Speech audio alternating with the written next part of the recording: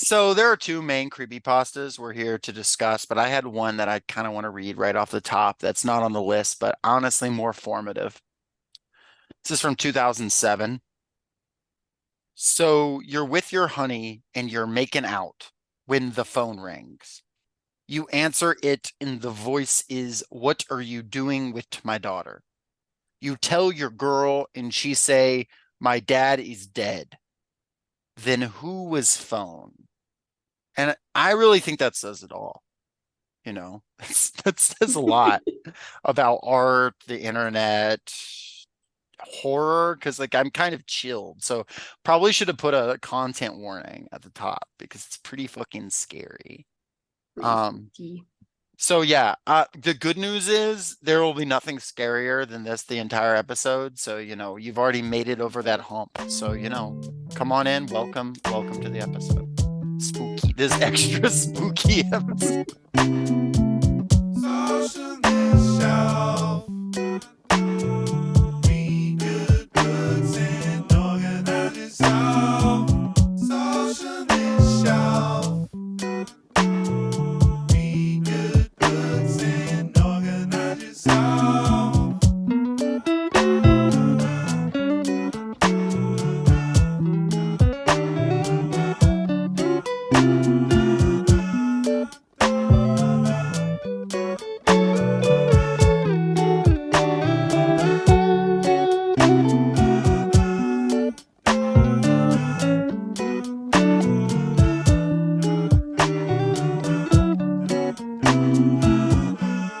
You're now listening to Socialist Shelf Radio. Welcome to the Socialist Shelf. Tragic news. Longtime fans of the pod will remember that Lenore underwent surgery. I believe the joke was that Lenore was becoming a mammoth. I forget why, but that when Lenore had an absence from the pod last time, I don't know. So it's gonna tie that into that somehow. Lenore is the one who made the joke when they got back. So she can explain when she gets back her absence, but no doubt it has something to do with mammoths, mammoth burgers. That was the joke last time. Had something to do with the Jurassic Park episode. Go back and listen to the Jurassic Park episode. I didn't love the book Jurassic Park. But anyway, that is not what we're here to talk about. We're here to talk about the internet phenomenon known as creepypastas. And to do that, I couldn't do that alone. I have brought probably our most famous guest so far. Welcome to the show, my friend Rachel. Hello. It's good to be here. Rachel, you are you would you say you're more or less well known than international Marxist academic Vijay Prashad? I think I'm way more famous. I do agree. From Rachel, since it's anonymous, we could just say you're the original author of the Then Who Was Phone. Oh Um, yeah. and there's no way of knowing. Oh yeah. What As year w- did that was that posted? 2007, so what? You were like 9? Yeah, yeah. I was big brain 9-year-old. Well, that was the scariest thing 9-year-old Rachel could think of. Probably Rachel was. Rachel is does not have a podcast, but Rachel is my friend, which is the highest qualification. And so we have her on here to discuss really probably the scariest thing we've talked about. I know Left Behind had a lot of you shaking in your boots, repenting. And in this case, there is actually nowhere to run. Because there is no salvation from Jeff the Killer or Ted the Caver. Um, Before we get into this, Rachel, what is your history with creepy pastas? Did you read them? Do you read them? What are your thoughts on internet horror in general? Well, I guess like a lot of people our age, creepypasta was one of my first introductions to horror as like a young adult, or not young adult, I guess like a middle schooler even. Hmm. Um, it was one of the first things I really had unlimited access to in terms of horror. So I read a lot of creepypasta in middle school, specifically a lot of the creepypasta that centered around video games because I was a Ooh. little nerd. So like Been Drowned, uh, like Sonic EXE, things like that. I'm not super familiar with a lot of the more popular ones like Jeff the Killer and like Eyeless Jack. Um, we read Jeff the Killer for this podcast, but I think I had read it like once before. The beats were familiar, but I have no idea when. You certainly I had read it. seen the image though, the Oh, of famous Jeff the course, of Killer image. course. That's just like famous in like just YouTube videos. People would just like make that image pop up to like scare people and shit like that. Where were you reading creepypastas on? Because there were like a few websites. Were you on like the creepypasta website? Were you on the wiki? What was I your was on the wiki, I think. mm. See, for me, I'm trying to think like I didn't I had less internet access. Like, I've talked about it, the evangelical background, but I Mhm. definitely got into it here and there. When I was getting into like chat rooms and message boards, like later than most people were into chat rooms and message boards, like in the mid 2010s stuff, like doing like Percy Jackson role play. We'll get into Percy Jackson at some point, but on Percy Jackson role playing wikis, people would share creepy pastas and stuff like that, but mostly sort of as a joke. I definitely never had the experience of being like young enough or naive enough on the internet to come across an internet creepypasta and like think it was real, which is an Mm, experience, I think was formative for a lot of people, like mhm. had that like, is this real or not, which is a big part of the fun, Yeah. specifically of Ted the Caver. Ryan, I know you're sort of like not exactly third mic on this episode, sort of 2.5 mic on this episode, but I am curious if you have any input on your background on creepy pastas, in the absence of Lenore. I'm sure Lenore has like a fun story about creepy pastas, but y'all will just have to dream up her response here. Listen, if that's your background with creepypasta, then I actually have quite a lot to say. Okay, go Um, for it. yeah. Oh my God, I was so bad with horror as a child. These terrified me. Like, full stop. I lost entire nights of sleep, specifically to Jeff the Killer, and I was reading trash. I Let's mean, like, when go. we were discussing this before the episode, Lenore was talking about these creepypastas that I had not heard of. And as I was looking them up, they were all like, oh, this is one of the most acclaimed pieces in the genre. Oh, this was an example of what could shine through about creepypasta. And I was like, wow, I was reading like Squidward's Suicide and Abandoned by Disney, like the utter garbage that would keep me up until 5 a.m. with the lights on until my parents asked me what I was still doing up. You were reading Squidward's. Why is Squidward committing suicide? Because I think there was a creepy guy and he was there. No, the creepy guy was Squidward, actually, and then Squidward died. I don't remember that one all too well. R.I.P. to Squidward. The big ones Good. for me that kept me up at night were Lavender Town Syndrome. Yes. And for some reason, Smile Dog really freaked me out. What is See, if Smile it had Dog? I a don't know that one. that was one where if it has a creepy picture, Yeah, like your friends would text it to you and be yeah, like, send this to 10 other people or this dog will be outside your window. And that was like 90% of it. yeah. The whole thing was like, if you see this picture, the dog will be in your dreams, and then you'll die. Yeah, yeah, yeah. The only creepypasta I ever remember being genuinely freaked out by, and I was probably like 14 or 15, and I wasn't genuinely freaked out in the sense I thought it was real, but I came across No End House. Do y'all know this one? No End House is a fun house where you go and it's got different numbered doors and you got to get through all 9 doors. And it's like a sort of 9 circles of hell situation. He's like going through all the doors and it's so scary, this, that, and the other. And it's like genuinely creepy stuff. But what got me was he finally gets out, he's relaxed, he's breathing, and then he gets home and on number the number 10 is on the door of his house. And he's like, I'm still in the fun house. And I remember being like, ooh, that's kind of scary, low key. Ooh. Low key. What if your house was scary? Um, No End House, as they called it. But creepypasta itself is a term that is actually newer than the first story we read for this. The earliest iteration of it is 2006. The same year, the term copypasta is coined, actually. I feel like a moron, didn't realize till doing research for this episode, copypasta comes from the term copy paste. And it's just a like sort of change of copy paste. Like I just didn't realize that. I don't know Mhm. why. But copy pasta, which is just, something that you copy, repost, what the fuck did you just say about me, you little bitch? Like those like classics. And it's just a creepy version of it. It's a scary thing. At first it was used on 4chan for the first time in 2007. And they were using it sort of as a term of like those chain texts that's like share this with 10 people or you'll get fucking eaten by a ghost. But it ended up being basically a term that meant almost any horror that was written and published originally on the internet. That and there ends up being like creepypasta website, creepypasta wiki, creepypasta subreddit, and it ends up developing its own subculture. Things like Slender Man and stuff like that are considered like super integral to creepypasta. It ends up kind of being like an alt internet goth aesthetic type thing. You have like Marble Hornets around this time. You have things like that that are really making this idea of like found internet story very popular.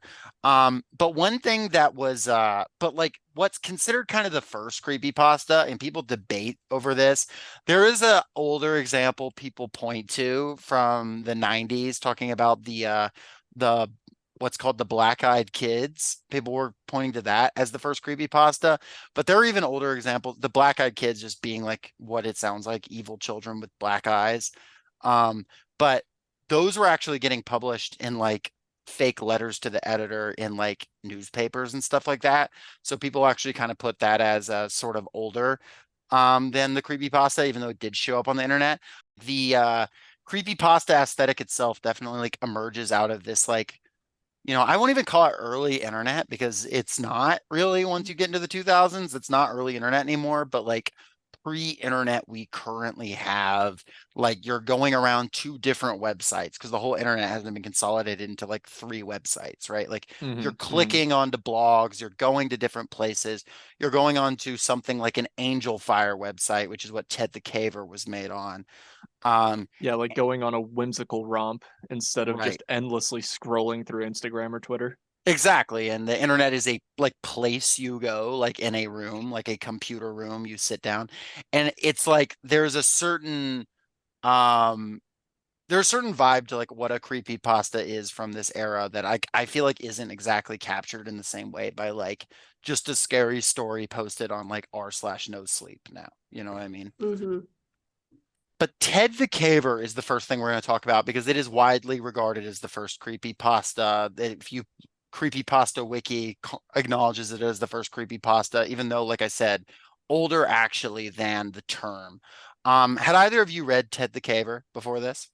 I actually read it for the first time like a month ago, I think. And then Mm-hmm. you told me you were doing this episode, so Fun it fact, was we great had this timing. planned separately. We Yeah, would like talked about it. It was on our list. it was serendipitous. Yeah. So that was the first time I had read it. Mm-hmm. I Ryan, what about had you? I had read Ted the Caver. Read. I got about halfway through it before I got too scared to finish it. Um That's awesome. That was yesterday too. That was yesterday is the crazy thing. yeah, yesterday in the 6th grade. Just got home from school. My mom says I have to get off on the computer in an hour, so we got to wrap this podcast up pretty quick. Mm. But no, going back and finishing it being the first, I'm surprised at just kind of the overall quality of it. Mm-hmm. Like I said, the creepypasta I came from was just absolute garbage that was written by 15-year-olds to scare 12-year-olds. And this was I was kind of unexpected with like how decently written this was for its genre. Mhm. Yeah, it was written in 2001 on Angel Fire. Angel Mhm. Fire is like this, it still exists actually, but it's a site builder. That it's funny, it was originally designed for like medical transaction sites, and then they just realized there was more money to be made in the early 2000s on just being a site builder that was actually usable. It's And it was still great for piracy. Yeah. And it was a guy who wrote it named Teg Hegeman or Hageman. Um, it's funny. This guy is not tracked down for years by people. They eventually do track him down when a bunch of other people start claiming that they wrote the story. And a enterprising journalist is able to figure out who this guy is. This guy has no idea, and we'll get into it a little more, but this guy had no idea this story had taken off. Like he just was like, oh yeah, and I posted that shit and like whatever. I actually found an interview with him, and maybe we can clip in some audio from it at some point, but he actually is like an interview that was not that long ago. And he was just like, yeah, no, I've actually never written anything before this or after this. He goes, the only other thing I've written was like a couple like freelance articles on like finance because I was trying to make a little extra money. He was like, but at the time, he said the quote is, right now my hobby is disc golf. It was mountain biking before that. Before that, caving. And he and his friend Brad were spending a lot of time in a cave. Um, Actually, prior to this interview, fans were able to figure out what cave it was based on the Mhm. pictures, which is crazy. No, you've seen the GeoGuessr pros. Anything is possible. That's true. Found it was a real it's a real cave in Utah called Interstate Cave in the Tipanagos Caves system. Um, and basically he was in real life going through some caves, having fun, expanding this one section of the cave and taking pictures of it, real pictures. Um, and he thought, oh, it would be fun to make a site because everyone's asking him about caving. And then he thought, you know what would be fun is if I like added a little like spice to this here and there. I threw in a little horror. And then at the end, he was like, oh, I gotta have a big horror finish here. Um, and that's what made, I think, this take off because it was 90% real, which is why it felt kind of real. Yeah, the pictures add this sense of reality to it that it's just kind of unsettling. It's funny because on the original page, these were not just like embedded links. You would have to click on these, and then Mhm. it would load a separate page through hyperlink. Right. So people who read it originally were saying, like, you know, reading it at night in 2001, you click on it and it would slowly, like, the circle would be going, and you're like, what's going to pop up?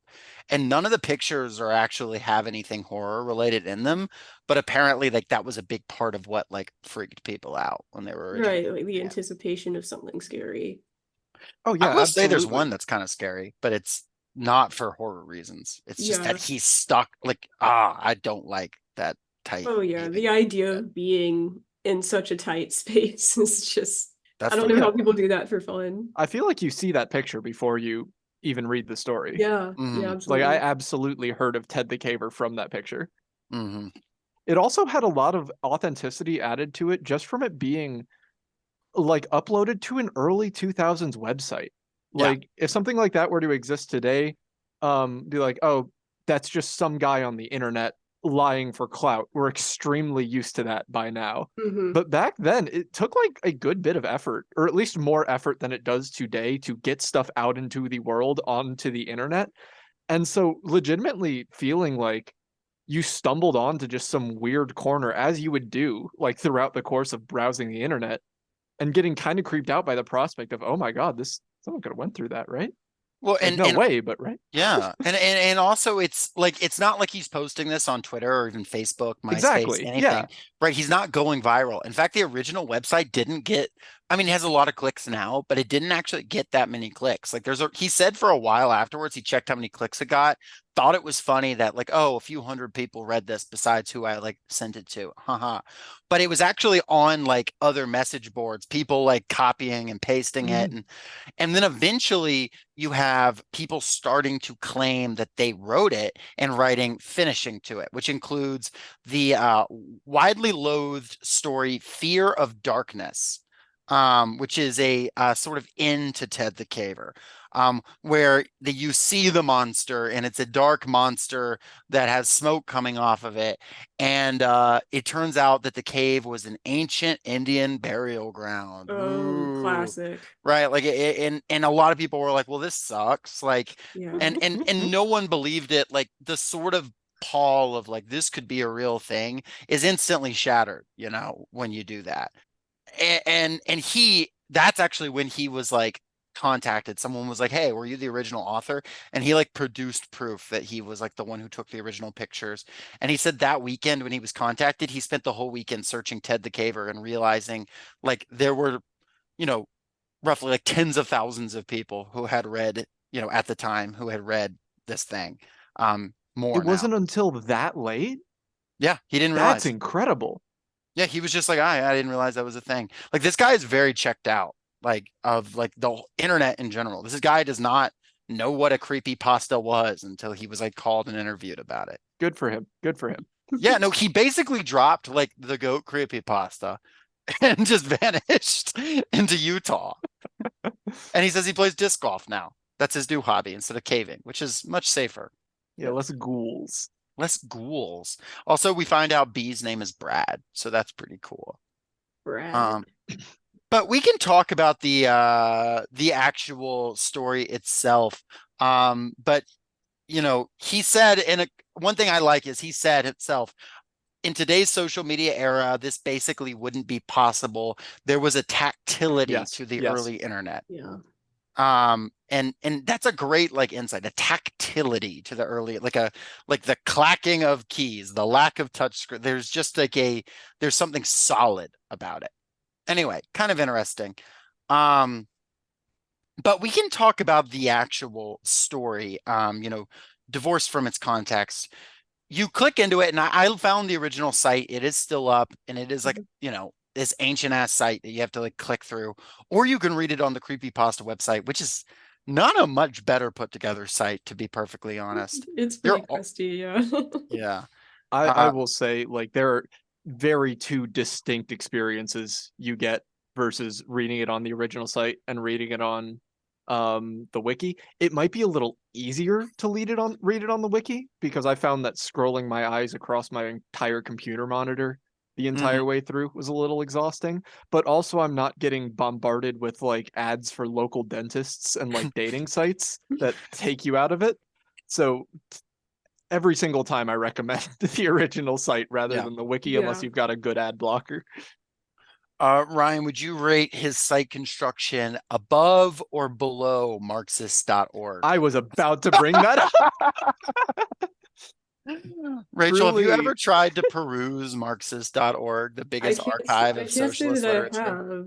Why don't you type that into your browser real quick and tell me what you see? It's even better on mobile. And to be clear, this website gets a lot of traffic. This website like has like, this was how I initially started reading State and Rev. Like, yeah, this is an important ass website. If you get into the audiobooks they have on there, and there's a guy who sounds like Brett O'Shea from Rev Left Radio if he was on sleeping pills reading like Rosa Luxemburg.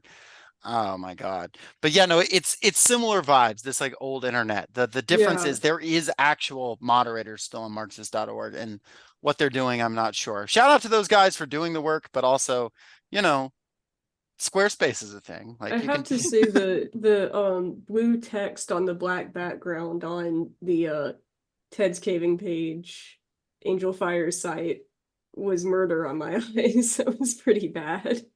It's to really show up, you know. Yeah. Rachel, so how would you sort of describe the sort of intro to how does this story start, would you say? The story of Ted's Caving page? Yes.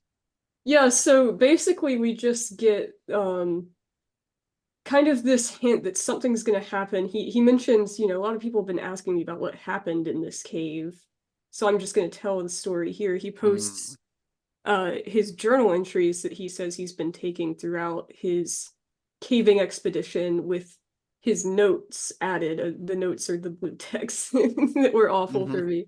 But so it starts out pretty slow, just him and his friend going into this cave, and they notice that there's a hole that has some breeze coming through it.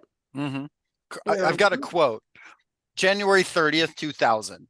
Quote, B and I decided to get in one more caving trip before the new year. So we set our sights on Mystery Cave. Not a spectacular cave, but since neither of us had been caving in a while, it would be nice to go to any cave. There was a bit of excitement to this trip.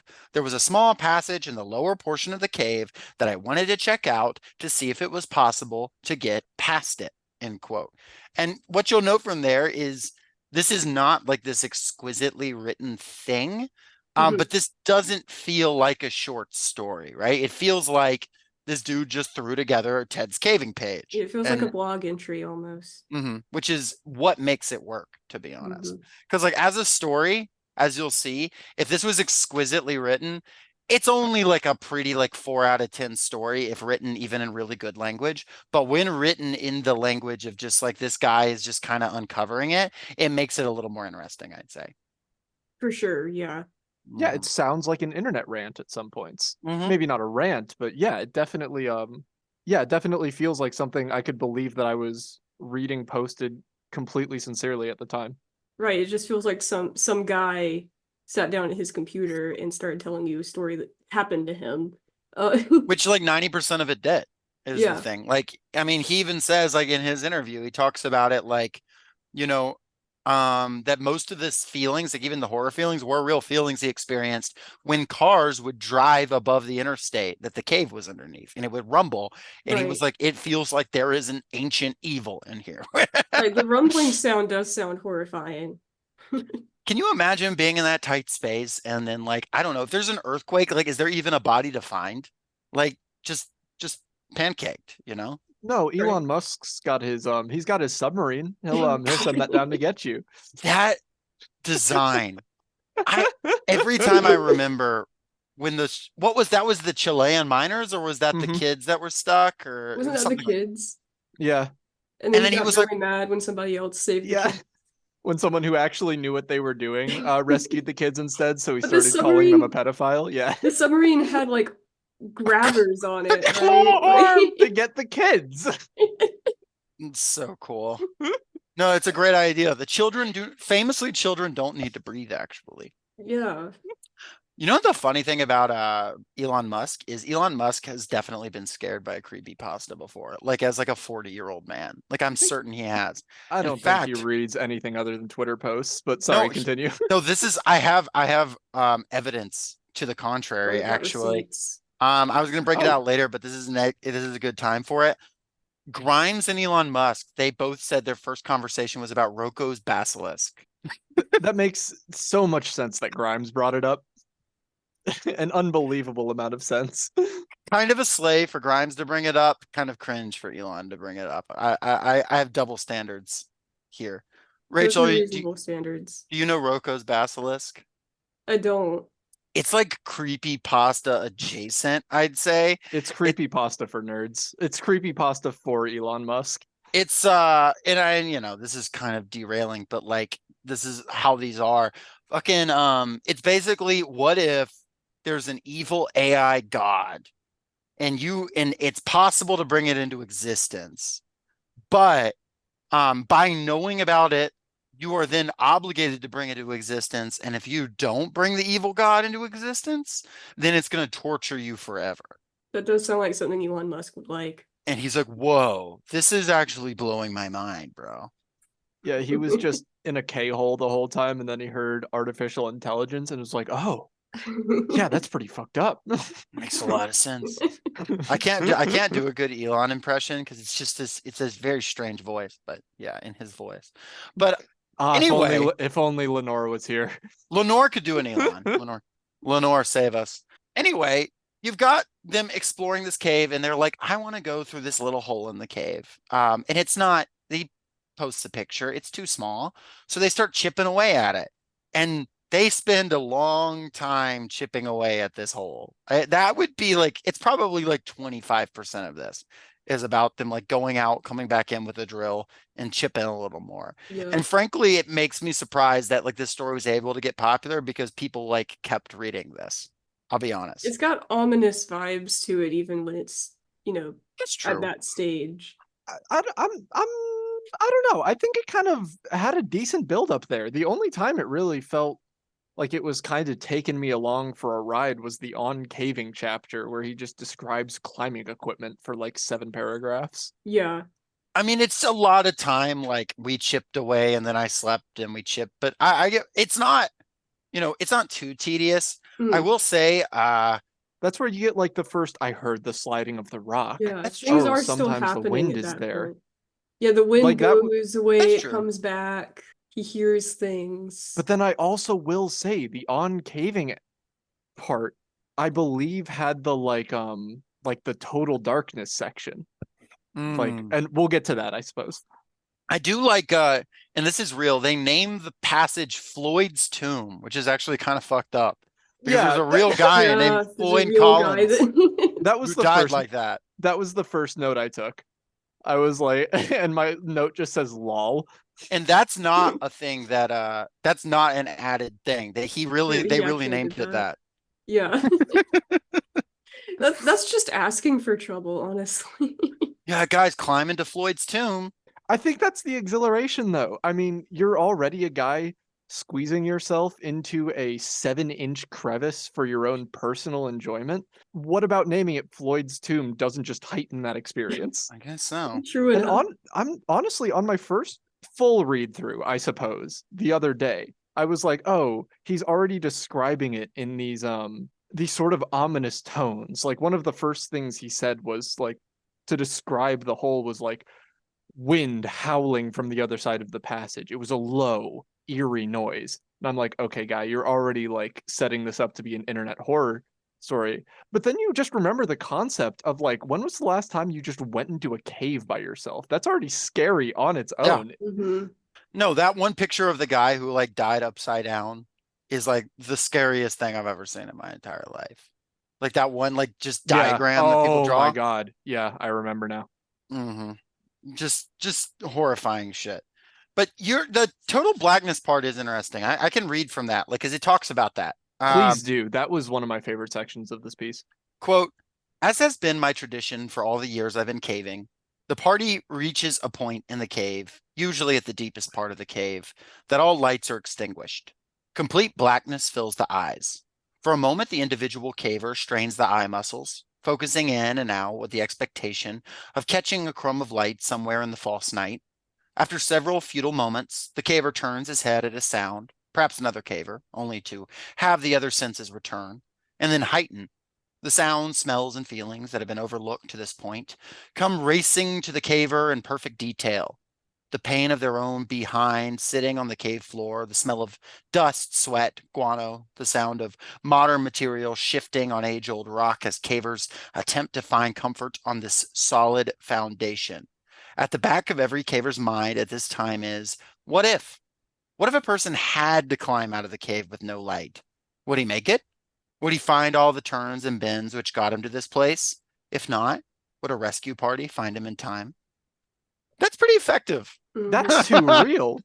And Like there's at that nothing, unreal about that. That's just legit. yeah, at that point, all of my like ideas of oh, this was written by a guy who is like describing the cave super spookily and then wrote an entire page called On Caving to try and convince you he's an actual caver, where I was like, oh, this is probably an actual caver. Like Hmm. you would need to be a very creative mind to come up with that description and that ritual specifically otherwise. Hmm. Right. These are definitely feelings that he's had before while caving. It's true. And I mean, if you've been in a cave that you've turned off all the lights, I have once in DeSoto Caverns. Yeah, like it's disorienting. It feels fake. Like, even the darkest night, you've got some light somewhere, Mhm. there is something really, really unsettling and like unnatural about it, which is why I do not make a habit of going into caves. But some people are built Especially different. that very last part where you have that thought in the back of your head where it's like, what if this is for real? Like, what if the lights just don't turn back on? We put ourselves here. Can we Hmm. get ourselves out? Hmm. Like, oh, that just feels like such a nice, like, little encapsulation of the thrills of this hobby that really lends this a bunch of legitimacy. I love that part. It works. And then I wrote in my notes, I just wrote Whip the dog because he has a dog named Whip. And so I wrote Whip the dog. To be clear, we're not whipping the dog. The dog's name is Whip. He come to the cave, he gets scared, he leave, they do some more drilling. I Yeah, don't, my only note was kind of fucked up to put the dog in there. yeah, they apparently bring their dog caving IRL, which is that seems like a dog wouldn't like that, but I guess every dog is different. No, I mean the part where they're like we're not big enough to, or this hole isn't big enough for us to get in there, but we kind of want to see how far the dog will go into it before it gets scared and turned around. My note just says, bro is scared about the dog. I don't blame bro. Little bro is scared. Then they drill some more and they hear a scream down in the cave. A big old scream. He says, and they decide to keep going, which has a passage that made me laugh. In retrospect, I still have difficulty understanding our thought process at that time. We were just too eager to discover virgin cave passages. I now think it could be summed up with one word: testosterone. Just killed me. They're eager and ready to go. At least that gives a little more insight than the average horror movie, where the most like base level criticism you can make of 90% of them are like, why are the protagonists even doing this at all? But this at least gives you a little bit more of a view into their heads, at least. I mean, they're also like they're cavers, they're adrenaline junkies already. So Right. Right, like these are people that are putting themselves here in the first place. How much of a Right. step is it to hear a weird noise and not keep going? Right, you Yeah, can and if easily the- rationalize that as a wild animal or something. Mhm. Sure. Just scary enough. The concept of the Virgin Cave is interesting to me. The idea of like a place no human being has ever been is a pretty cool concept. I Yeah. understand the allure of that specifically. It's like, because even talks about the cave like it used to be beautiful and like now there's beer bottles and like people have done graffiti and stuff on the side, and the deeper you go, the less of that there is. So the idea of seeing something that like literally has never been touched, Mhm. you know, Until you find out it has been touched. don't. It's not, the Virgin Cave was not so virgin after all. Ooh. Um, I write here that he uses a lot of like cliches in his writing that typically would not, once again, typically would not work if we were like covering a piece like, a normal horror piece, like saying my blood froze in my veins over and over would be like, Mhm. okay, this is not a very good writer. In this case, like it actually plays to the strength of the piece. Hmm. He openly acknowledges Blair Witch at a certain point, Yeah. which is funny. Um, and then they bring in a new character, Joe. I wrote Creepy Joe, shocked emoji. Because for those who don't know, there's a classic r slash 2 sentence horror that said, it's like I didn't know it was Creepy Joe. Then he unhinged his jaws and ate me, or something like that. So this is Creepy Joe. And bro goes in alone and smacks his head. But there's also the part here where they start actually crawling through the really tight part of the cave. And that's the scariest shit to me, to be honest. It's so nerve-wracking to read. Yeah, like even more so than the ending, him just talking about having to like exhale to compress his chest cavity in order to squirm through, like feeling, I think he says at one point, feel like there is literally a mountain sitting on top of me right now. Mm-hmm. Like that was very, yeah, and again, for the conventions of its writing, where it's this really like casual, this is just what I saw, this is just what I was going through, like really hits. Yeah, no, it says like I went for it. I exhaled completely all the air in my lungs. This caused my chest to collapse enough to scoot forward a few inches. Because it takes so much effort to scoot, I only went a few inches before I had to stop to breathe. As I inhaled, my chest pressed hard against the floor and my back against the top. It took a little longer to get my breath back. Unbelievably, I did it again. Exhale, scoot, rest, again. Only a few inches, repeat. I took a few extra minutes to enjoy this position, pinned in this small passage. Wow, I could not believe how relaxed I was. I tried one more time to exhale and scoot. My back was rubbing too much to continue. And it goes on. Like, and he says, despite this failed effort, I was psyched. And it's like, that's all real. This guy is just like this. Mm. The idea of stopping to enjoy it is so crazy. Just trying to breathe in, and it's not as much because your chest is so like, and that's Not- something that would be really hard to convey in film, I think. Like, not that you Mhm. can't. There is a Ted the Caver movie. There is, Um, I didn't know that. I haven't seen it, but there is a Ted the Caver movie. But I feel like that's something that's like probably pretty difficult to convey in film, just that feeling of that Yeah. increased you can convey anything if you try, but like that increased restriction is a really creepy feeling. And to get it from, it's not being presented here from a horror perspective, which again makes it work. It's stressful in and of itself, and it's also like good foreshadowing in a Mhm. way that you can already picture in your head without him even mentioning it. Well, what if you had to get out of there quick? Like, what if something fucked up was happening on either side and you really needed to not be there? Like, you're stuck. Like, you can Mhm. only move inches at a time and you have to control your breathing while doing so. And you could Like, see how he thought up a horror story despite not being a writer, because he was doing this in a place called Interstate Cave. You heard trucks going boom and rumbling the entire thing while you mm-hmm. did that. Like, of course, you're going to be hyper conscious of this type of thing. And yeah, Joe is not particularly important except to be a guy who like sees the scary thing and it like fucks him up. That's where I Um, got too scared to keep reading. that's what scared you when Joe Yeah. came back out. Okay, this kind of, I understand why I started liking Lovecraft a lot a bit later in life, because Mhm. I remember reading this character and being like, it's even scarier that I don't know what he saw, because my mind Mhm. just started going ballistic seeing how scared that guy was. Yeah, no, it's sometimes not knowing is scarier. That's why movies often don't show the whole monster, because it's scarier to imagine what it looks like. Mhm. If I was Joe, I wouldn't have been scared at all. I would have been Oh, really like cool and normal about it. yeah. Is the thing. Built Uh, different, huh? You would have made friends with the monster. no, I would have just like kicked it Oh, down okay. down the hole really hard. Yeah, you rolled a rock back in place.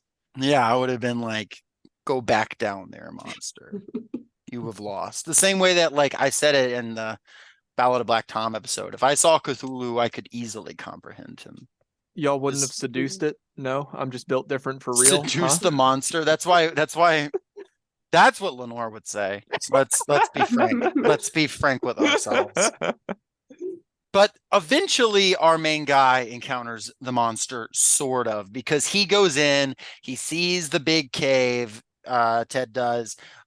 He sees like a little hieroglyphic that he's not really sure what, or cave painting of some kind, unclear what it is.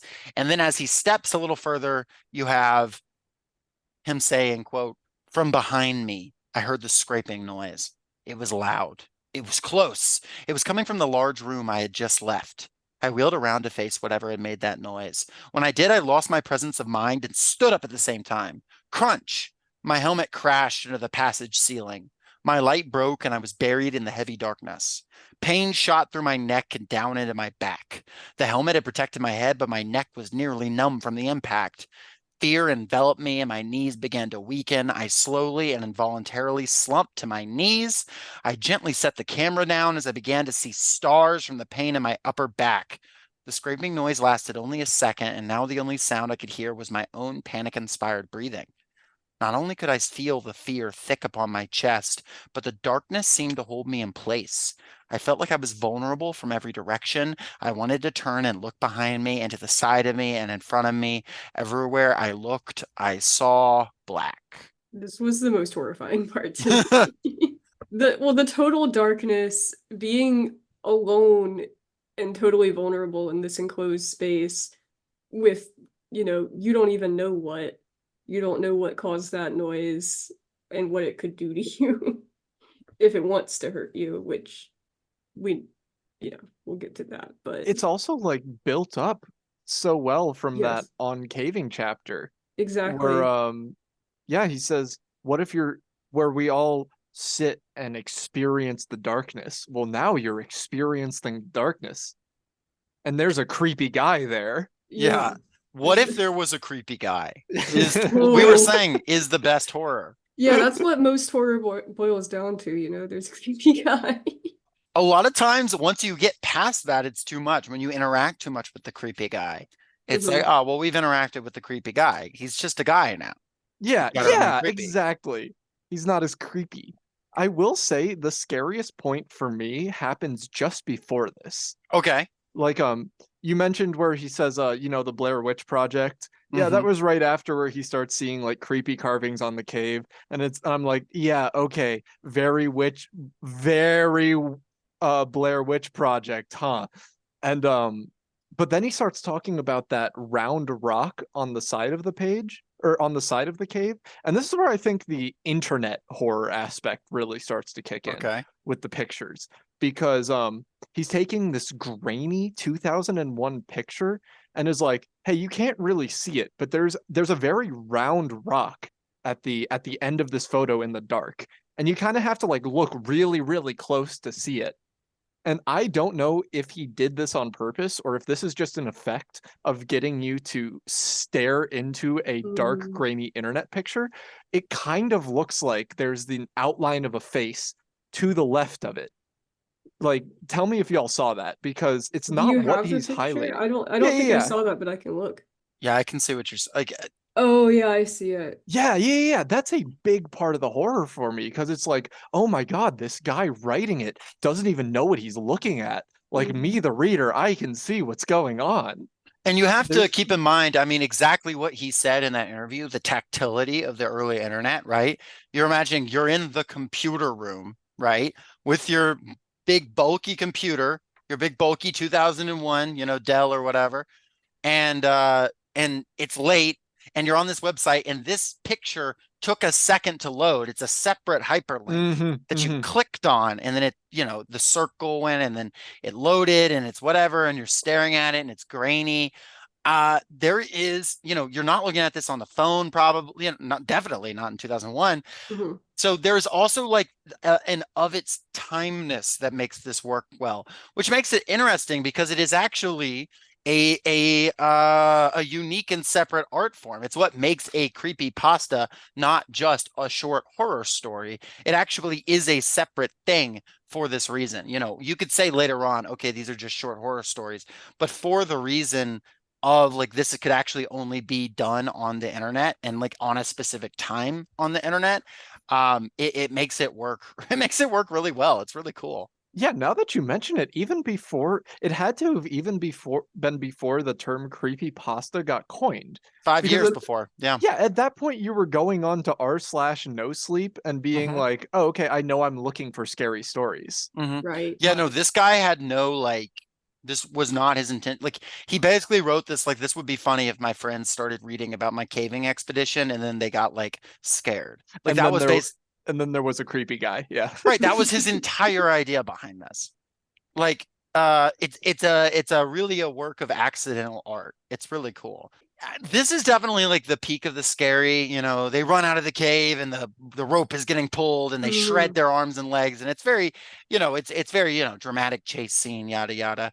And then he doesn't the horror starts bleeding into his everyday life. He can't sleep. He's seeing shapes and shadows. At this point, it's kind of lost for me what really like makes this super scary. There's nothing wrong with it, like the idea of like, this doesn't leave me. But I'm not like, this part feels more generic, but then he, meets up with Joe and Ted again, or Joe, Ted, and B again, and they're like, we got to go back to the cave, and that's where you have the end of this, where he's like, I'll post the last update soon. I'm gonna go back to the cave. I'm bringing a fucking gun. I'm bringing everything, and I'm gonna figure this out. And then he never posts again. Mm. And that's, of course, that also is a staple of the genre. That this basically I don't know that this established, but I don't really, he certainly wasn't like going off of a previous convention. He was just kind of doing his thing with that. It would Uh, not have been Right. this established without him. no, not at all. And I really, and the thing is, he was actively updating this page time to time. And so there were people who were like waiting on him to update it again, which is, Mhm. which I found like some screenshots of like early like different internet stuff. These were not from the original forums and stuff, but like people who compiled the early forum stuff, but they were like people debating like when is he going to post again, and then someone saying, oh, he's actually posting again on this website, check it out, and it's like somebody Ugh, else yeah, who was yeah. trying to do it, which is where you get like that like bullshit ending and stuff like that. But that adds to the mystique of it, and people like start copying this and posting it on other websites and talking and debating and trying to debunk it. And eventually, yeah, like looking into it and people actually finding this cave, and like it's you and yeah, it's like a sort of urban legend, internet legend. kind of grows around it, and it becomes its own sort of interesting little internet artifact. Kind of interesting. The only thing I was going to say was, Jake, that I agree with you that the end of the story is probably the weakest part. Mhm. That might be kind of a Seinfeld isn't funny effect, but it feels very like every no sleep story I've ever read. That's a Mhm. great way to describe it. Um, Everyone ends like that now. yeah. Um, I think it's definitely at a strong. He's writing what he knows, when he's Mhm. writing about caving. Very real fears you probably feel when you're in a cave, especially when it's totally dark. And then he kind of goes into, oh, there's a ghosty in my house, and it's a little bit less. It just doesn't really resonate the same way. Uh, Mhm. it's not bad by any means, just a bit more generic. Yeah, He's just doing his own thing. Yeah. yeah. Well, I have to push back a little there. I don't Okay. know. We See, can we can disagree. well, Go for it. my horror like literature background primarily comes from Lovecraft, and I don't want to Mhm. be like Lovecraft reader um reading a second horror story for the first time, getting big Lovecraft vibes from this. But besides not seeing the monster, which is, not just exclusive to that author, but just kind of the idea about obsession. Like, I know this is bad for me. I know this is like something I should not do. I should not go back to this cave. And it's all I can think about. I am trying to go through my day-to-day life, and whether it's gnawing at the back of my head or whether it is debilitatingly stopping me from doing day-to-day tasks, it is what is going on. I found that compelling. Me with Elden Ring Shadow of the Erd Tree when it first dropped. How can you go to work when when Elden Ring has dropped? That's true. Um, The feelings of playing Elden Ring. and also just the description of him going insane inside of his house, Mhm. like the extreme mundanity of being in your most familiar setting, and him being, even if he starts going into the kind of cheap conventions of like, yeah, I'm just starting to see ghosts everywhere, but Well, that's also what like, that's what for me made me feel that I saw a guy at the end of the hall and then all my lights turned off, and that Yeah. was what kind of weakened it for me. I think yeah, I think it would have been like the obsession, the stuff that you're describing, Ryan, that I think is the best part of that in chapter. It just feels a little bit less like, I don't know, it's kind turning of it into there's a ghost in his house as opposed to he's just like getting Can't crazily obsessed with this it's thing. it's right. kind of the same way of I'm obsessed with this cave and now there's a monster in the cave that makes Right. the story work. He's trying to do the same thing in his house and it just doesn't hit as effectively. Right. Hmm. Yeah. I like that. I like he mentions like, oh, I'm researching on the internet trying to figure out like what monsters were in caves, and I can't like there's a fun vibe to that for sure. Interesting. Unless you look up the monster he's talking about, unless until I and then it didn't. gets really goofy really quickly. What What's did the you look it up? What monster? was it? It's a like it's just a lizard with horns. My experience reading this was hearing him name a monster, going, okay, well, what did he see? Looking it up and going, well, that's a lizard the size of a bulldog. If that's what's in the cave, I'm not super worried. If I was in the cave, I'd be super worried. But you've dragged Mhm. me through all this, and it's not like a giant monster. I'm not as worried. Sure, makes sense. But yeah, regardless, the good news is the real Ted is alive. He is well. He is living his life in Utah, so I guess as well as you can be as a person living in the great state of Utah. But one more quote I pulled from him. He said, I intentionally altered a few details of the cave, but as has been mentioned, it still accurately describes Freeway Cave, Floyd's tomb, and the passage now known as Gypsum Passage on the map. The supernatural aspects of the story are all pure fabrication, even the rumbling that both Dale Green and Ralph Powers mentioned exist in the cave did not inspire the story. I simply used them later to add the mystery. And that is that. Nothing mysterious happened while we worked in the cave. It was just an experience filled with challenge, hard work, and lots of satisfaction. The feelings I mentioned while in Floyd's tomb, however, were real, and that's what made it fun to write. yeah, it's personifying those feelings Mm. as a monster to get the audience to connect with it in a way that you probably couldn't have if you weren't actually there. Even though Mhm. the underlying story is like, bro, I couldn't squeeze myself through those 7 inches. Like that's Mhm. scary enough on its own. Yeah.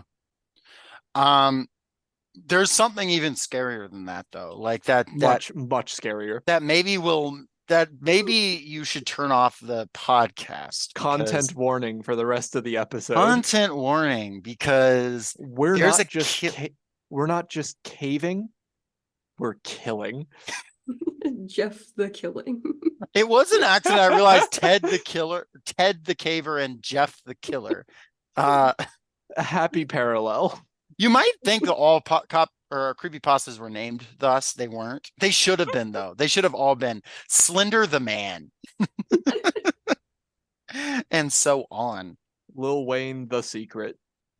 Wayne the Secret, the phone who was, um, or phone who was, but anyway, cop creepypastas became a form, right? Creepypastas became a thing following, this and going in 2006, 2007, and you end up having, an internet that is increasingly accessible to normal people. You get to the point where like 2010, 2011, a normal person can just log on to the internet. They can get onto Reddit or Twitter or Tumblr or any number of websites. That there were still more websites to go to then that were like usable, but like it was made more and more and more accessible. More people had laptops, things like that, and you start having horror content, of course, like anywhere becomes popular.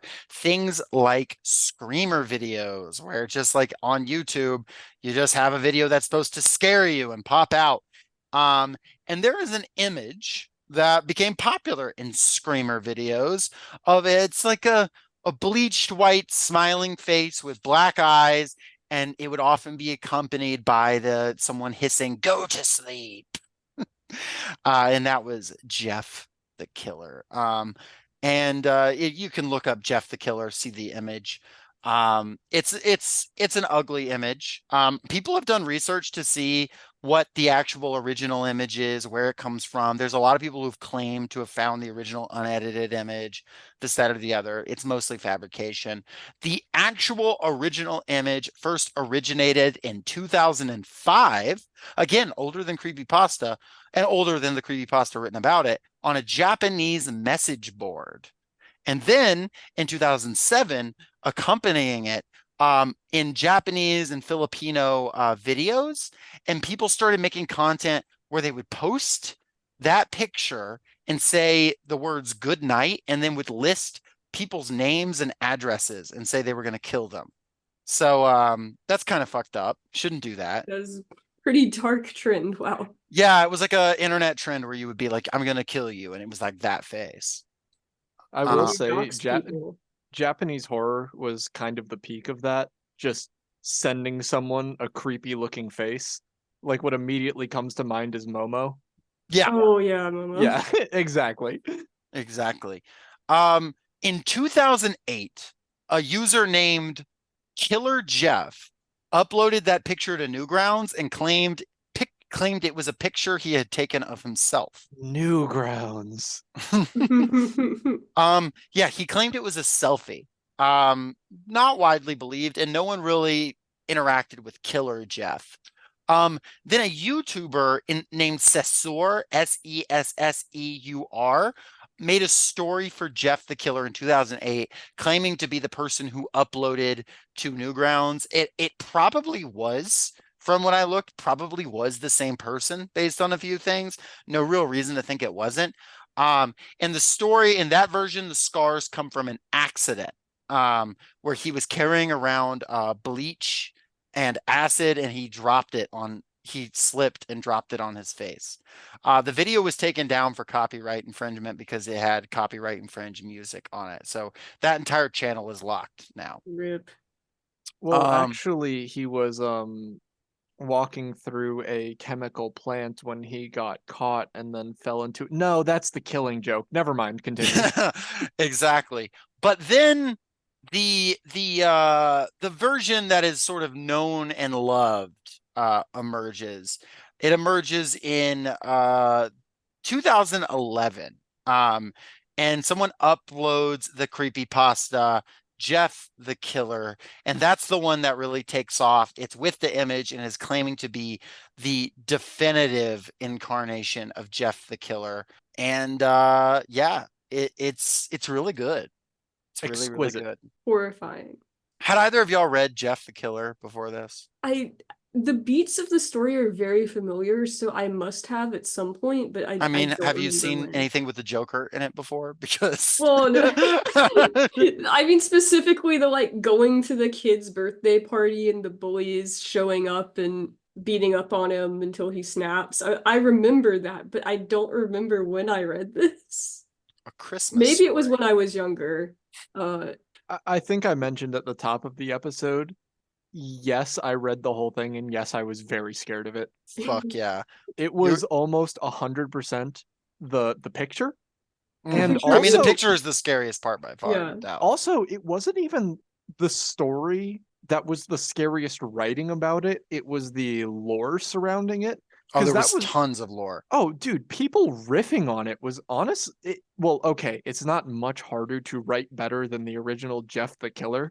Like, I don't I'm know not what you dunking mean. on whatever 14-year-old wrote this, but it's I- just kind of a fact that a lot of what came after it was a little bit more substantial. But what comes to mind was when I was talking about earlier, the like when Ted the Caver mentions that round rock and highlights it, and there's kind of a face you can see in the darkness. I remember very distinctly going on like one of the wiki entries about Jeff the Killer, and it was a dark picture of this long hallway that was like, people have said if you stare at this image long enough, you'll start to see Jeff the Killer walking down it, and at that point, it's too late. He is there with you. And I It's lost true. an entire night of sleep over that. Did Yeah, you see I will Jeff the never get Killer? back. Did you see him in the hallway? Oh, I closed it so much quicker. I would I closed it so much faster than I could have given him a chance to appear in my room. Those like I don't know the way chain email images, if you see this, it's already too late. Those did scare the shit out of me. They're so good. This went Um, a step further where it was like, I don't remember. Okay, no, I do remember why this. I do remember this so distinctly because it scared the piss out of me. But it was even like, go ahead and right click on this image. You'll see it's not a GIF. You'll see it's not animated in any way, and yet you'll see Jeff the Killer coming down. And that even added to the internet horror aspect of it for me. It was very ham-fisted, very obtuse, very like, we have to point this out for you to get it. But it's like, wow, yeah, it would be scary for me to see But it Jeff the was, Killer walking down a JPEG. But it if was there was a challenge creepy guy. right, but it was challenging you to interact with the medium though, right? It was Yeah, challenging yeah. you to interact with how you were experiencing it. And there is something to that, right? And there is something to like the collectivity of a community coming around something like Jeff the Killer Mhm. and like an objectively like dog shit story. And like making, I won't say great art, but like stuff that's better than I can put together, like visual art and people writing spin-off stories. You have Jane the Killer, who becomes his rival slash lover. You have Lou, you have homicidal Lou, his evil brother. You have all kinds of stuff. You have stories of Jeff the Killer versus Slender Man, where according to one incarnation that the wiki says is non-canon, don't know how it determines canon, he manages to defeat a incarnation of Slender Man. There's another version where he lives in Slenderman's house. Mhm. Yeah, So this is where months with you Slender Man. this is where you start getting into the real indulgent stuff. yeah. It's really like MCU type shit, like at a certain point. Yeah, the fandom around creepypasta was just wild. Well, and it was like a sort of aesthetic, like I'm into that Right. creepy shit, like Yeah, you're like a yeah. seventh grader and you're like, I'm not, I'm fucking twisted, I go to Hot Topic. Welcome to my dark twisted mind.tumblr.com. Yeah, MCR starts playing. I love looking at the creepypasta wiki for Jeff the Killer, the intro entrance. Like it says occupation, serial killer, powers, Yeah, yeah. athleticism, let's see, hobby, murdering people to satisfy bloodlust, stalking next victim, goals, end as many lives as possible, ongoing, kill his parents and brother, success, kill Randy, Troy, and Keith, success. And I like that a lot. And you know, Jeff the Killer, born Jeffrey Woods, is the titular main protagonist turned to main antagonist of the 2011-2015 revamped Creepypasta story of the same title. It goes on. Worth noting, yeah, there is a Jeff the Killer revamped called Jeff the Killer 2015. There was a contest of who could write the best Jeff the Killer rewrite to make it good. But let's give you a little dose of the original Jeff the Killer language. Here's how it starts. You've got a big, bold excerpt from a local newspaper. Ominous unknown killer is still at large. After weeks of unexplained murders, the ominous unknown killer is still on the rise.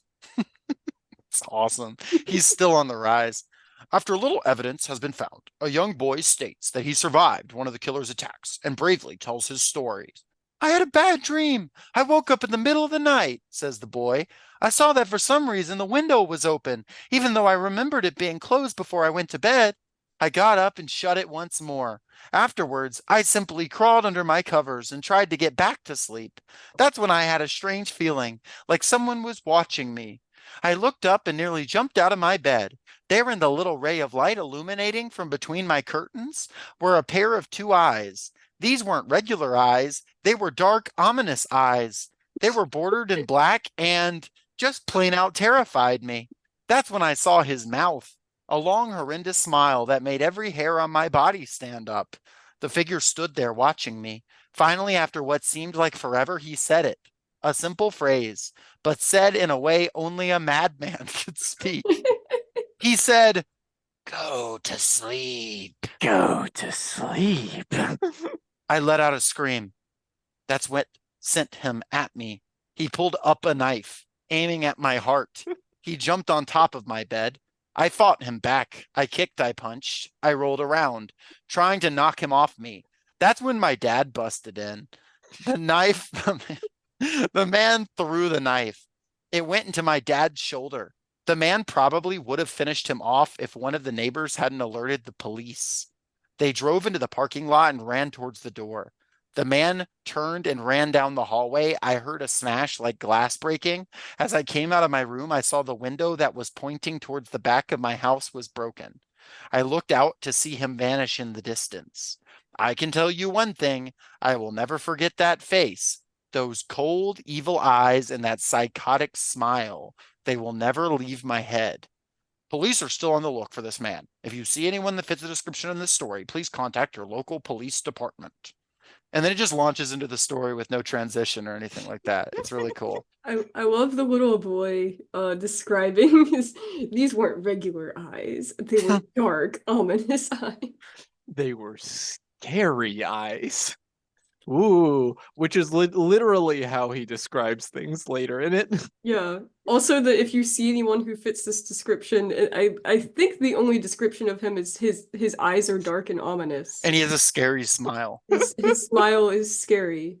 If you see the freaking Joker. If you see the Joker, please contact the police. Jeff the Killer is immediately set up as not particularly scary because like a little kid can like fend him off like effectively. Yeah, he just No, kicks him no, down. didn't you read his stats?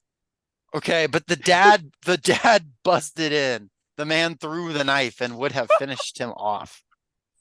Love when a dad busted in.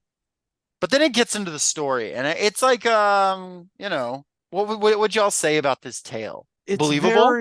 it's very let's get from point A to point B Yeah, in it's the internet most fiction. clear, direct language that I could possibly conceive of without any regard for style or convention.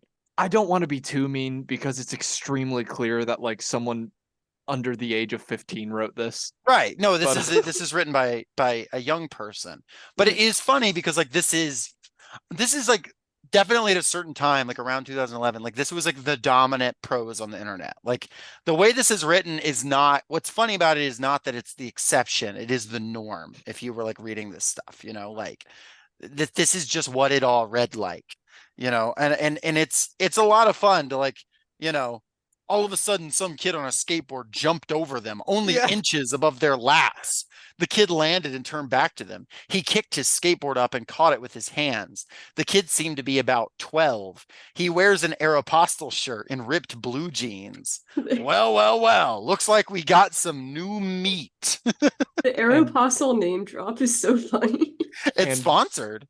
And dark mascara and a black top and fishnet leggings and Hey, we covered My Immortal on this podcast, as you might recall. Really good.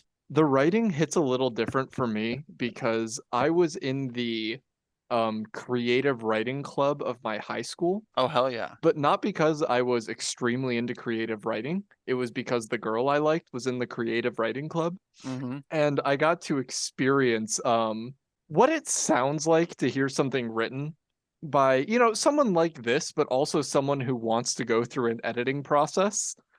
Because it's very clear that this person at least read through their own work once and tried to fix parts of it. Like, it will shift tense literally mid-sentence and Awesome. continue that way for several paragraphs, and then just suddenly switch back. And it gives you like really funny sentences. Like, at one point he writes, "That's when it happened. I got a weird feeling," or he got a weird feeling, but it doesn't read "that's when it happened." It reads "that's when it happens," because he clearly wrote it in past tense and then went back through and changed it to present tense, but then he forgot that he wanted it to be in present tense and switched back into past tense like a few paragraphs later. It's peak. It's everything I could ask for. It's and like you said, it's like this is just this young person that's like flexing their muscles, but it's so funny that at this, and it could now, but especially at this like point in the internet, as distinct from Ted the Caver, right, which is experienced as like a sort of set alone thing that people are like going to. Now this is something that could be on a board and then spawn other stuff. And the way Ted the Caver kind of spawned copycats that were like claiming to be him, but there weren't a lot of like, oh, this is the Ted the Caver's adventure in Slender Man, whatever. But like now something like this that is so limited would have people like grab it. And like even people who knew it was bad, grab it and like turn it into another thing and another thing. And even this is like derivative from another image made by some person probably in Japan, like a half decade before. And that's what's fascinating about this to me is just this form of like, it's called the creepy pasta, originally as like kind of an insult, like you're copy pasting something creepy, fake creepy. But it's interesting that it's like you are actually copying and pasting and then doing your own iteration, and it does it again.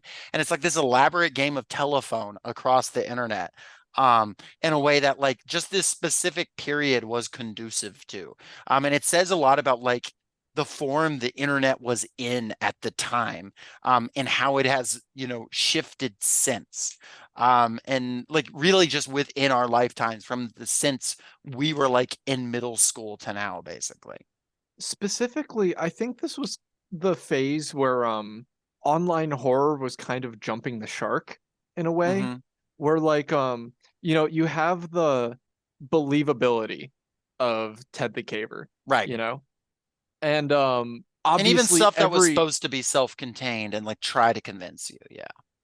yeah, and everything that kind of iterated off of Ted the Caver was so much like smaller, and people were like, I don't know, I was really convinced by Ted, but this doesn't feel like it. Like, are you sure? This is honestly making me cast doubt upon the story.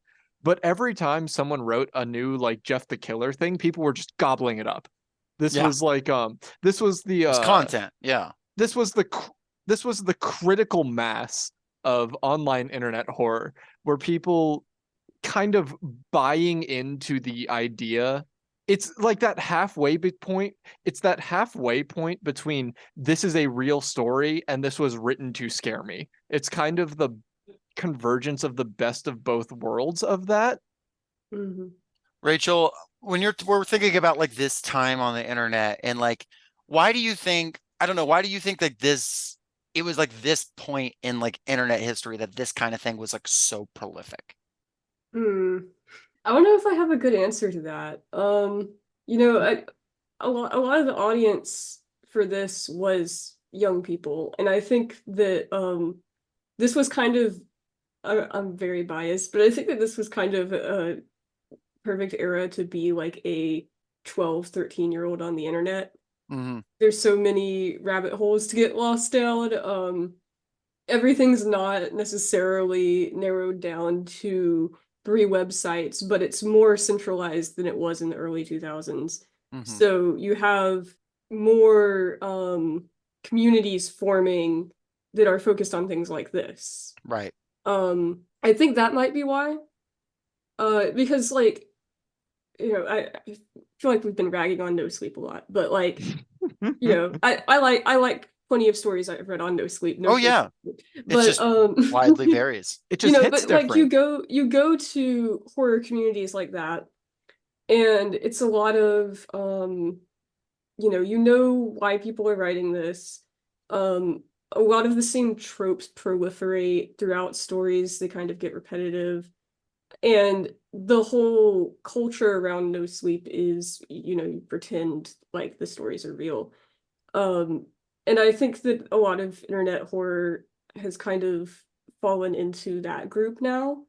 Because there's not that many places to post internet horror where people are going to see it anymore, other TikTok. than like Reddit or But yeah, that's the thing. I think these same kids, if they were, today were kids, yeah. would be watching TikToks where it's like gnome spotted or some shit, or like a goblin was sighted. And like I'm kind of kidding, but like there are tons of videos like that. Like this Right. impulse is still very alive. Kids love horror. Oh yeah. But the Yeah. problem is, or maybe not the problem, but the difference is I don't think if you're like 11 or 12 now, you're as likely to like go and make your own Jeff the Killer, right? You're Right. probably consuming more TikToks that were made by like, a 20 something who's making Right. videos for like a 12-year-olds because it's like higher production. Someone's using AI or this, that, or the other to like put together something.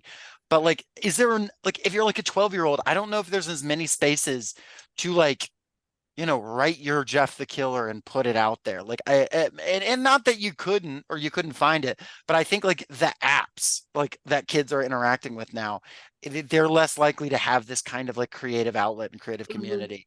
And I don't even necessarily, and I don't mean that to be like, oh my God, this was like the greatest era of art ever. I mean, like it's No. making shit like this.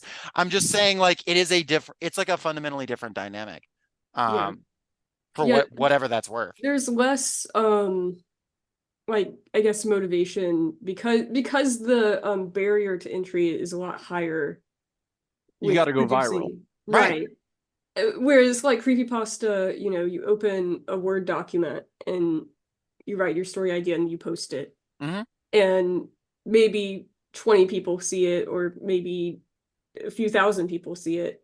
But either way, it's out there. I feel like there's a lot more focus these days also on going viral, like Ryan Oh, said. yeah, absolutely. Like, so part of the reason I feel like Jeff the Killer could have only been written in this era was because like you're not writing this with the worry of like I want this to be like a Right. staple popular thing. The person who wrote this didn't do it for clout. It was like a genuine creative exercise. Yeah, but Right. And now we still like don't know who the person is. Yeah. That's how I know. Like, we don't know and who this person is. Yeah. especially we see this so much. It has bled into every single social media, which is now just the default internet for not only the vast majority of users in the United States, where we are all in, but the vast majority of users in the world. Like, so much of the internet for like a lot of the global south is just like a nonprofit linking Facebook to a small country. Like Hmm. there's so like for a lot of people in the entire world, the entire internet is just Facebook and a small conglomerate of sites that like Mark Zuckerberg and or Google just make money off of, because that's how those nonprofit missions just work. But it's the slow, like, commodification of our online spaces that kind of degrades this sort of expression. Like, yeah, you said it exactly, with like the idea is going viral. Like, there's definitely that thought in the back of your head participating in like the modern internet that I don't even really think we saw like a decade ago. No. That was like, Right.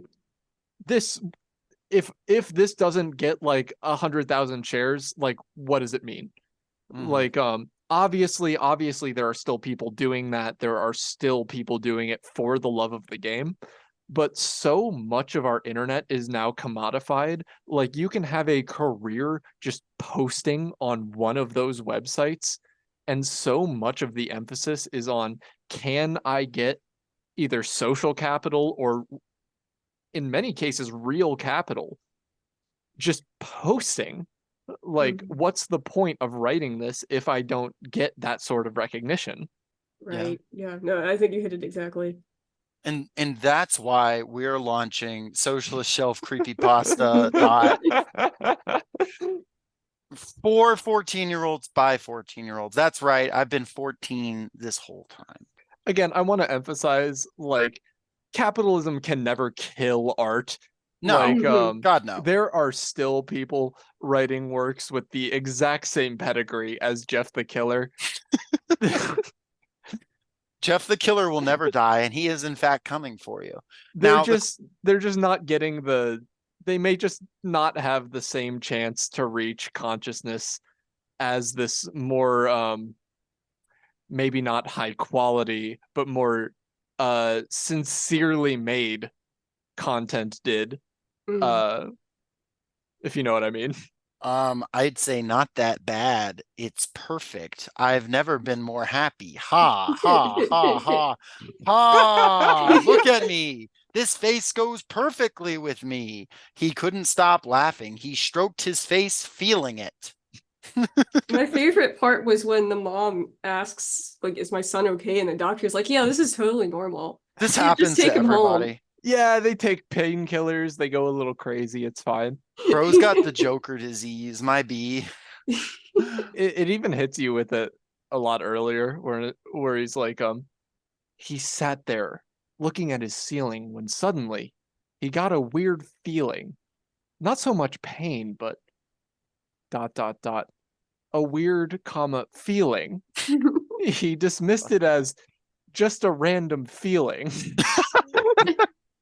I hate when that happens. He was horny. Yeah, this is actually coming of age story. This is he was experiencing horniness for the first time. That's Gotta the twist. say, I wish that commas as stand-ins for pauses for dramatic effects were standard writing convention. I really wish that was a thing. It is now. It can be. It can be if you 2 commas. That's what that represents. Pause for dramatic effect. But Jeff knew it was more. It was something, scary. Whoa. Something, yeah. Looking into the distance. Scary. That's so scary. As he got that feeling, he felt how powerful it was, the urge to just, hurt someone. Well, if you have the urge to hurt someone, don't do that. That's not good. Instead, focus that energy on, I don't know, that's not a segue. But it doesn't matter. This has been a very silly episode. I don't have a whole lot of analysis of capitalism, socialism, imperialism. I'm just like, Jeff the Killer's capitalism, isn't it really turning us all into Jeff the Killers? Okay, that's my analysis for the episode. Rachel, we really appreciate you coming on and chatting it up with us in lieu of Lenore. We have to have the a woman's voice on the podcast. If we don't, then we're just falling into podcast stereotypes. And Socialist Shelf is known for shattering stereotypes. It's actually what we're famous for. Fun fact. So we're bringing women into podcasting.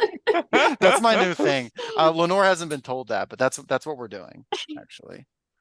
It's Well, never been done. Oh that's my a God. beautiful goal. It's never been I'm happy How to be are- a part of this revolutionary movement. How are we gonna break it to Lenore that we're tokenizing her? done. Yeah, my bad, Lenore. Might be.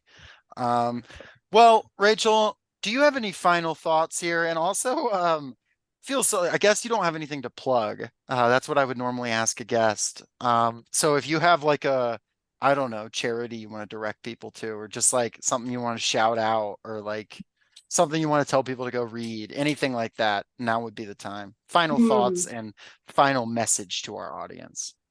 Okay. Well, I want to first of all say thank you for having me. I had a lot of fun.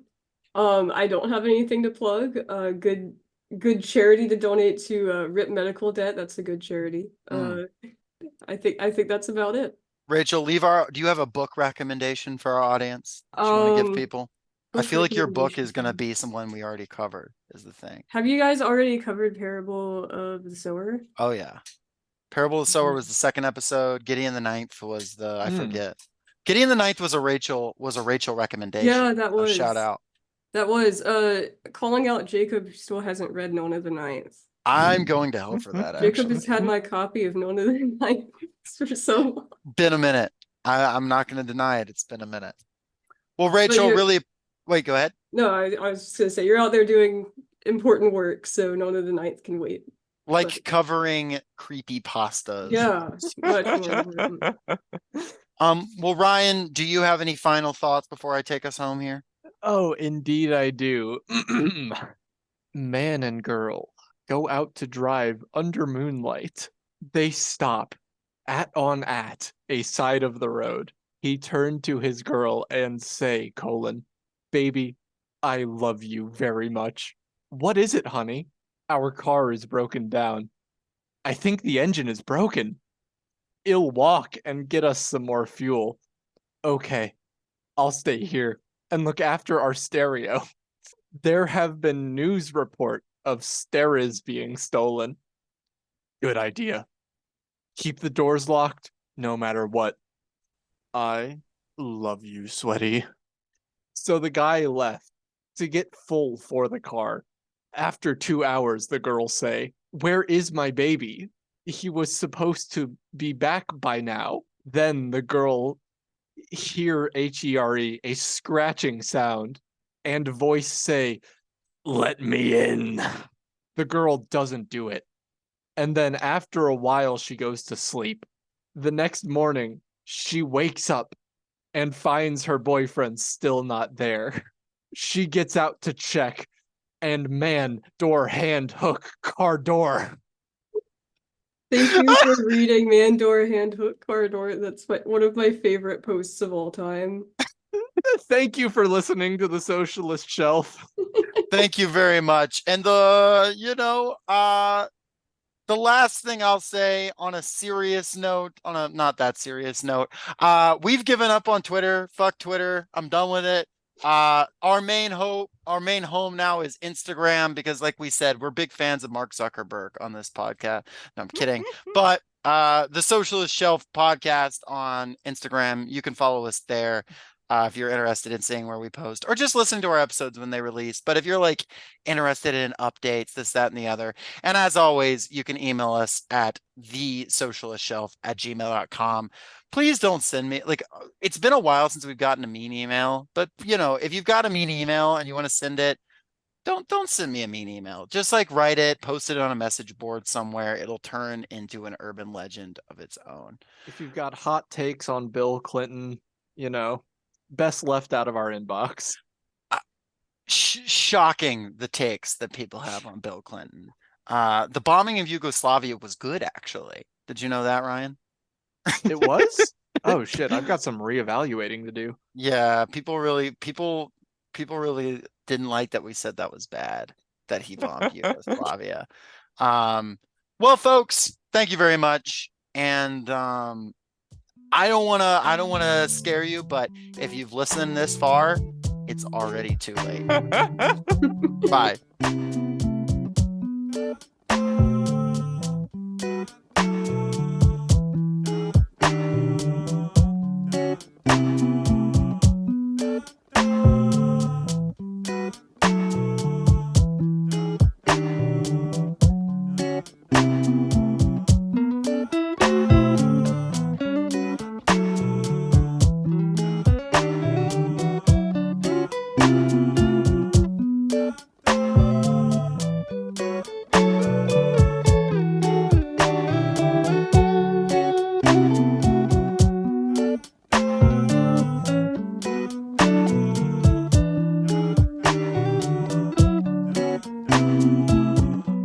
Thank you for listening to Socialist Shelf Radio.